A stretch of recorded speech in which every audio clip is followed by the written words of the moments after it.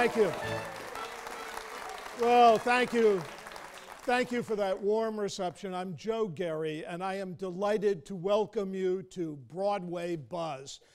This is a tremendous show that you're going to be seeing tonight, A Gentleman's Guide to Love and Murder. Now, the title tells you everything, so we can all go home right now. When have you last seen a musical about a serial killer?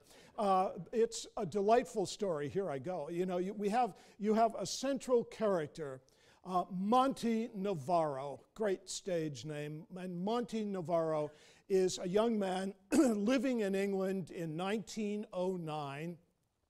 He's lived a life of poverty. He's in love with a wealthy, aspiring young woman who's about to make the perfect marriage. He's desolate about that. His mother dies, and he then discovers that his mother really was an heiress and that he is ninth in line for one of the most important titles in the aristocracy in England. And so being a sort of aggressive and smart and upwardly mobile young man, he decides to kill all 8 of his relatives. So think a little bit about Sweeney Todd, think a great deal about Spamalot, and then place it all in Downton Abbey, and you have this delightful show. Now, it all started as a novel in 1909. And let me go back to that because the novel enters in very strongly to the development of the musical. So in 1909, a wonderful man named Roy Horniman, who was involved in the theater, he owned one of the major West End theaters, but he was very interested in storytelling. So he wrote this very sort of seductive novel that was called Israel Rank. And the subtitle, even though it's a novel, remember, was called An Autobiography of a Criminal. And the basis of the story is basically our young hero, but the story begins when he's in jail the night before he hears the verdict. He's accused of committing a murder. Ironically, he got away with 7 murders, the real murders that he committed. The one murder he did not commit, he's been accused of. So this is the story, and it's all sort of a flashback. But when Roy Horniman wrote this, it had very serious connotations. I just want to remind you, since the setting is 1909 in England, as you remember, of course, this is a period where the Industrial Revolution has started to happen. We're starting to have this sort of emergence of a middle class. And keep in mind, in England in this period that was so class conscious, there was the upper class and the lower class. And of course, they never mixed. I mean, once a year, the upper class gave the lower class a goose for Christmas, but that was about it. And so there was this tremendous hierarchy that existed. And so he really wrote about this, and he wrote in a very sympathetic way about this young man who had these aspirations. He wanted to be better than he was, but he was deprived of the Oxford or Cambridge education, and he was sort of doomed to lower clerkship for the rest of his life. So he writes a very sympathetic story about a young man who realizes that his mother's life was ruined by an aristocratic family who rejected her because she had married a Jewish man. Now, keep in mind, at this point in England, England was very anti-Semitic, and especially the upper classes. And so this became a very pertinent issue in the telling of this story. So all these forces sort of work to make us have a sympathy for this young man as the story is told. The story is wonderfully told. It's a whole series of, the setup of the next person being murdered, how it's executed, and moving on. It is the autobiography of a criminal. So very cleverly done. There are lots of surprises for you. I haven't given away anything. There are lots of surprises in the way this story is told. Okay, so we move forward then to 1948. And we're looking at the Ealing Studio in London. And in the post-war period, the Ealing Film Studio was one of the most interesting film studios in the world. And they brought together all of the great stage actors of England and they put them on film. So there is this great treasure trove of old movies that the Ealing studio put out. And they created a wonderful movie that was called Kind Hearts and Coronets.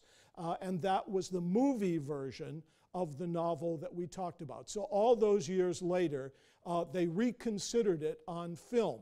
Now, two interesting things. Obviously, because this is the post-war, we're just moving out of the Second World War and the awful atrocities, etc. So the major storyline that was about the Jewish father obviously had to change. It was too sensitive an issue to put in what was going to be a black comedy. So the end result was they tweaked the story slightly so that our hero's father was Italian. And that was still despicable enough for the English, but then everything was despicable for the English. So in any case, the father was Italian in this case, and the story was substantially the same. But what made the movie so unique and so memorable, and why it's still on the list of the 100 greatest films, is because of Alec Guinness's performance. Alec Guinness, this is of course pre-Star Wars Alec Guinness, when he was one of England's greatest stage actors, played all 8 of the aristocrats who are killed. So he played young, old, male, female, and it became a virtuoso performance because we watched the film to see Alec Guinness be killed 8 times. And to watch those extraordinary and etched performances he gave in a very condemning way of showing us different facets of the British aristocracy. It was almost like they were drawings out of Punch. They were so funny and so potent and so right on. It's a great movie, and I really recommend at some point you go to see it. Okay, now we fast forward to the making of this musical. Now, let me introduce 2 young men. Robert Friedman and Steve Ludvik were the composer-lyricists. They were young men who met at New York University in a graduate program, writing for the musical theater, it was called. And they decided that they had such a simpatico relationship and they worked so well together that they wanted to create a musical together. Steve Ludvik, when he was 18 years old, years before this, saw on late night television one night, Kind Hearts and Coronets, and after 10 minutes, he ran around the room screaming, "This is my musical. This is what I'm going to write." It took him, 25 years to finally get to do it, but the inspiration came at that moment, and he said the songs just poured, as he watched the movie, the songs just poured out in his mind. So the 2 men decided that this would be a wonderful project. They worked 4 years on the project, so this takes us to 2006. And they presented the project at 2 very important writers' workshops. One was at Sundance, and you know that as a film institute, but Sundance also cultivates writers for the theater and also now for the musical theater. So they presented their work there, which was then called Kind Hearts and Coronets, and they presented it in 2006. Everyone went wild about it. It was given 2 very large financial grants, which is very unusual, one for the book writing of the story, developing that further, and one for the composition and writing the music. And so they were really on a roll. And a few months later, they were invited to the Huntington Theater in Boston, where they also were the hit of the Writers' Festival. So this news spread, the theater community is very small. And so suddenly, by the end of 2006, everyone is talking about this very innovative new musical that's being developed, that is Sweeney Todd and a mixture of Noel Coward and a mixture of Gilbert and Sullivan and a mixture of it's sounding a lot like also My Fair Lady. So it was an extraordinary buzz about this show. So it was optioned to have a premiere production in 2010 at the La Jolla Playhouse, a fully mounted production. And as many of you know, the La Jolla Playhouse in California has a fantastic pedigree for discovering new works and moving them to Broadway. And so everyone said, well, this is it, the show will just move right on to Broadway. Well, just before the show opened, the show received what was called a cease and desist order, which meant that they could not proceed, that they were in violation of copyright. Let me pause for a moment. The show almost died at this moment. Most shows would have. I mean, if this happened to another show, every producer would run away from it as fast as possible. Let me explain. When you're offering a musical, especially for production in New York, you have to make certain that all of the rights are clear. They're called grand rights, meaning that you own the rights to the property. So if it isn't an original storyline, in this case, it was number one, a book in 1907. It was also a movie in 1948. So it was the movie that was suing, saying you cannot proceed with this project because of copyright violation. So the grand rights means that you have to have clear rights to the music, to the story, so that you could present it on television, in movies, on record. You could present it touring and in national productions, and that you could present it internationally. If all those rights aren't clear, no producer will put his money in. So La Jolla backed away from this project. And these two young writers were desolate. I mean, by this point, you know, they had put in almost 8 years of work, full-time work on this project. So very smartly, with the little money they had left from the grants they received, they hired a very savvy copyright lawyer. And for 18 months, they fought with the studio about it. Let me pause and also tell you, you know, a lot of musicals are based on movies. And years ago, Hollywood used to give the rights away for very little money. But Hollywood got very smart, realizing that musicals can make, you know, hundreds of millions of dollars if they're enormously successful. So they now hold out for better rights and better percentages of the work. In the case of the movie, what they objected to was that the way the musical was structured, there was one actor who was, like Alec Guinness, was going to play all of the aristocrats. And that was going to be the theatrical idea of the musical. And so they argued this for 18 months, and finally the lawyer made perfectly clear, and it's something I want you to understand too, is, you know, you can copyright storyline, you can copyright characters, you can copyright situation, but you can't copyright an idea. And so the idea of one actor playing 8 roles cannot be copyrighted. Nobody can own that. I mean, Shakespeare did that. So, I mean, it's not a new idea in the theater, but that was a case that the movie theater had. So basically, they lost. And I loved the judge's ruling. The judge was a theater buff. And he said, gentlemen, all I can tell you is that the movie is very tongue-in-cheek. And this new musical sticks its tongue out. And so that was his ruling, and they had the right to proceed.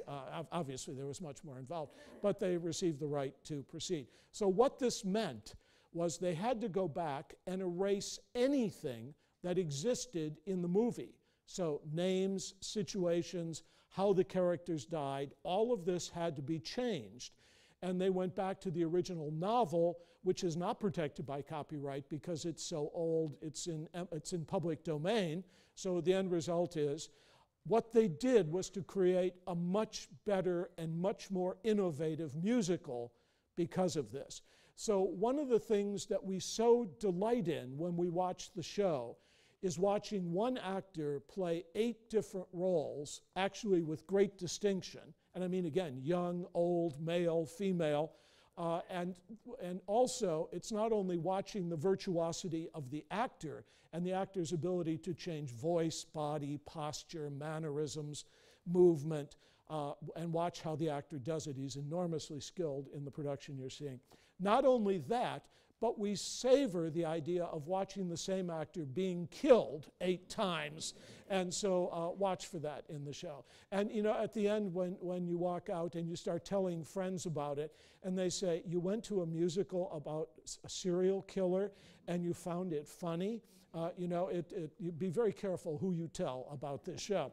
Okay, so in any case, they had the clear rights to it, and then 2 things would happen. They were offered 2 new productions where they could work out the details of the show, and they went to Hartford, Connecticut, where the show opened to a rave review from the New York Times. Now, I want to pause again and remind you of the power of the New York Times. You know, in the theater, we wait for that Times review to come out at opening night in the theater. And it will mean the life or death of the show. And even if you have 25 other good reviews, if it's thumbs down from the New York Times, you will have an enormous struggle to stay alive and survive. Neverland was an example of surviving the critics' reviews, and especially a very negative review from the New York Times. But that show did survive, and it's still playing to capacity in New York, but it's very unusual. So what happened, on the other hand, in this case, was also very unusual, to have the New York Times critic go to Hartford, Connecticut, to a show, but again, there'd been so much talk about this show from as early as 2006, and we are now in 2012. So the New York Times critic went, loved the show, and wrote a love letter in the New York Times. The moment I read that review in the Times, I called the Hartford stage to get a ticket, and they were totally, it took me an hour and a half to get someone on the line, and I knew someone in the office, so that's how I got through. But the show was totally sold out for the run, and it also pretty much guaranteed that it would have a life in New York. So this was a very happy circumstance for the show. The show then went to the Old Globe Theater in California, where for almost a month and a half, they could work out all of the details of the show. So by then, the show moved into New York, and it was really polished, really ready. It opened to this is in 2013, it opened to the best reviews of any show that season, rave reviews. And the irony is, we have a composer, a lyricist, a director, and a cast that no one knows. They have no Broadway credits, except for Jefferson May, who played all 8 of the roles. He was a known Broadway commodity, but everyone else was unknown.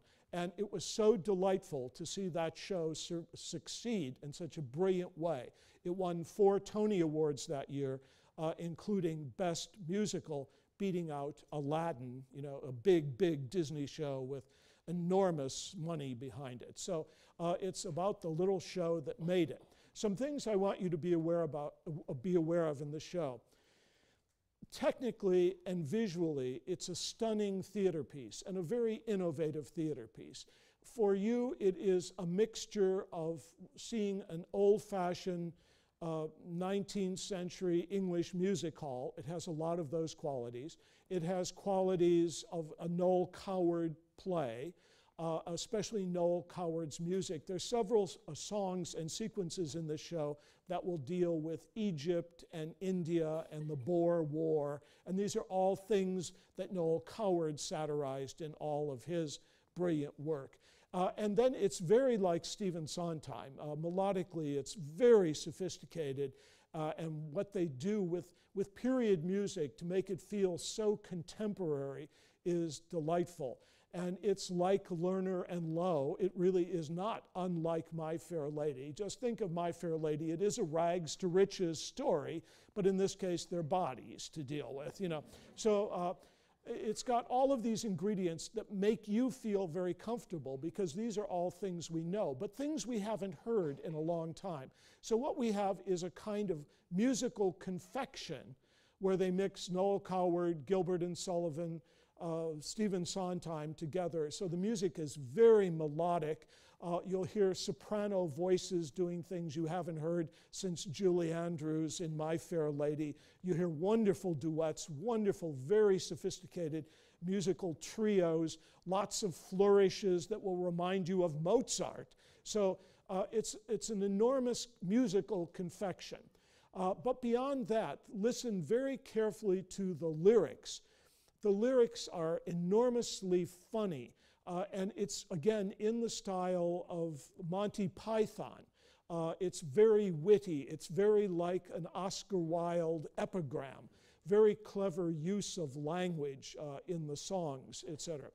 But the element that probably brings the whole thing together was the director's visual conception of the show. The director is Danko Tresniak. He's from Serbia. Just as a footnote, he just opened a show at the Hartford Theater 2 days ago with the same costumer, the same set designer, and it's a new version of Rear Window. Unfortunately, the New York Times covered it because obviously he's a very hot commodity now. He did win the Tony Award for this, but they didn't acknowledge it in the same way that they did Gentleman's Guide. But they're still working, and he still works with the same group. But it's really his vision of the show that makes it so unique and so special. Let me remind you of something. When you see the show, you see the proscenium arch that's built into the theater, and as you know, that gives us the picture frame so we can see the show being developed within the picture frame. But what's so clever about this production, when you walk into the theater, aside from the proscenium arch of our theater, of the Palace Theater, you will then see another tiny proscenium within the proscenium.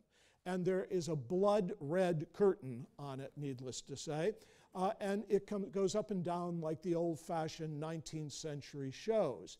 And within that little proscenium, the proscenium within the proscenium, you will see all of these wonderful sets developed. So the setting for each of the murders will be visualized for you in this very fanciful way. It's almost like looking inside a Fabergé egg. Everything they do is, the costumes are extraordinary. The settings are exquisite. There's a sequence in a garden and you think you're in a Nelson Eddy, Jeanette MacDonald movie. There's a scene where they ice skate. You'll never be able to see ice skating again after you see that scene. It's a murder scene. So they create each of these murder scenes in the most extraordinary way. So watch for that. I want to remind you, this is based on a 19th century idea. In the 19th century, when they presented theater, very often it was very two-dimensional, and there would be that strong proscenium, and then from the side, flats would come out, and they were two-dimensional. And then a backdrop would come in that would be painted. And so watch how they use that idea in this show. But in the case of the backdrops now, they use projections.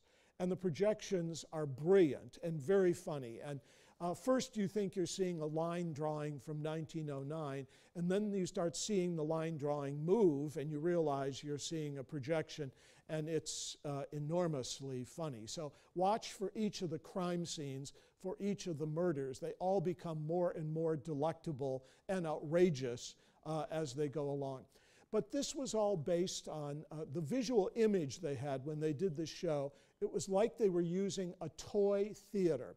Let me explain. In the 19th century, when these old-fashioned melodramas would happen on the stage, they would print a book, and children would take the book, and it would be a cutout of the sets, a cutout of the actors in their costumes, and they could literally recreate the setting in a toy, in a little miniature theater. And children would have these boxes that would have a proscenium, and then they could literally recreate the whole show with cutouts that they would buy. And that became a very big thing to do. Winston Churchill spent all of his early lonely childhood playing with toy theaters. Andrew Lloyd Webber, who was lonely and sad as a child, spent his life playing with toy theaters. And so they still exist. If you go to London, there's a wonderful shop called Pollock's Toy Theaters.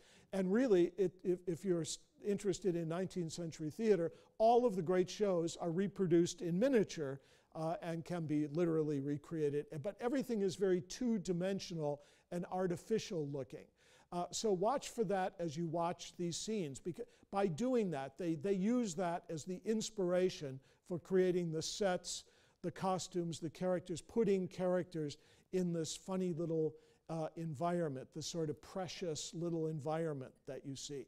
Very, very cleverly done. So each murder scene is set in an extraordinary way. I won't give away any of them, but they're extraordinary. Just when you watch what happens to the cleric, he takes our hero up to the top of a bell tower, and he's a bit inebriated, and he loses his balance, and our hero destroys him by going, he just blows and he falls over. But when he falls, it's a fall right out of Vertigo, and you see it on Alfred Hitchcock's Vertigo, and you see it in the projections. And that sort of thing happens all through the story. The murders are absolutely outrageous and delightful, and you'll be in for a great treat about all that.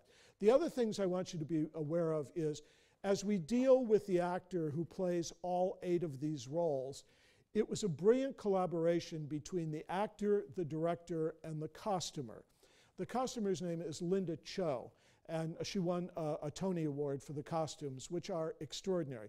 But watch the aristocrats that you see, and as each of them are introduced, played by the same actor, sometimes they're very fast costume changes off stage, a 10-second costume change, and he comes on as a different member of the family. But just watch how the character is delineated from the hat to the shoes. Everything the character's wearing is like a wonderful drawing out of Punch or out of one of the satiric English magazines of the time. It catches the cartoon quality of the old aristocrats. Just sort of think of this as though Maggie Smith is playing all these roles. They chew the scenery. It's absolutely over the top and outrageous. But the clothes, as they say, always make the man or woman in this case, and they're absolutely outrageous and absolutely perfect for the show. So then what you have then is a story that's wonderfully told through music, through very funny dialogue. It all is a flashback. You see at the beginning of the show our hero, Monty Navarro, who goes from being a very poor young man to being the 9th Earl of Highhurst. And it's really quite extraordinary to watch how this actor works. He's a very versatile actor. He has a magnificent singing voice. He's given great musical numbers to do. The other thing I want you to be aware of, while all of this is about a serial killer, I don't want you to lose the love story that goes on. And the love story is really wonderful, because here we have our hero, so busy trying to create the perfect murders, and while he's trying to court this elegant woman who incidentally marries in the process of their courtship. And then he does what any normal young man would do. He marries his cousin. And so we then have a love triangle going on between 2 women, and he can't decide if he loves his cousin or he loves the beautiful, elusive socialite that he's been pursuing since he was a young man. There is a scene in the movie, farce is the basis of visual humor. And we've all seen shows where people run in and out of doors and slam them, etc. And that's out of Moliere and out of that form of very physical comedy. But there is a door slamming scene in the second act that I think is probably the most classic scene of all. We have our hero in a hallway, and there are 2 doors, right and left, and the mistress is on one side and the would-be wife is on the other side, and the doors keep opening and closing, and it's a remarkable treatment of farce style. Remember, in this show, it uses all levels of humor. High comedy is based on intellect and language. So watch very carefully the parody of the upper class, the parody of the time, the parody of other musicals, the parody of films that you'll recognize in the telling of this story. And then the next level is domestic comedy, meaning ordinary comedy, ordinary events that happen. And again, we grew up on television watching domestic comedy from I Love Lucy to the present, so Modern Family, etc. So we understand what that humor is, ordinary humor. And then there is this issue of farce and burlesque, which means it's the lowest level of humor, and it's based on visual humor. And very often it's based on what we call slapstick humor. And again, so all of the deaths, etc., are done in this slapstick form. When you watch the skating sequence and the death in the skating sequence, it's enormously visually funny, but again, it's all over the top visual humor, brilliantly executed. So the director had this phenomenal skill of finding just the right way of telling these stories. So you're seeing a beautifully packaged original show that's offbeat, that will be titillating and delightful. And I do want you to know that at the end of the show, all of you will have British accents as you leave, so be careful. And second of all, as the holidays are approaching, and if there are relatives you don't like, please forget that you've seen this show. Okay? Thank you very much. Thank you. Thank you.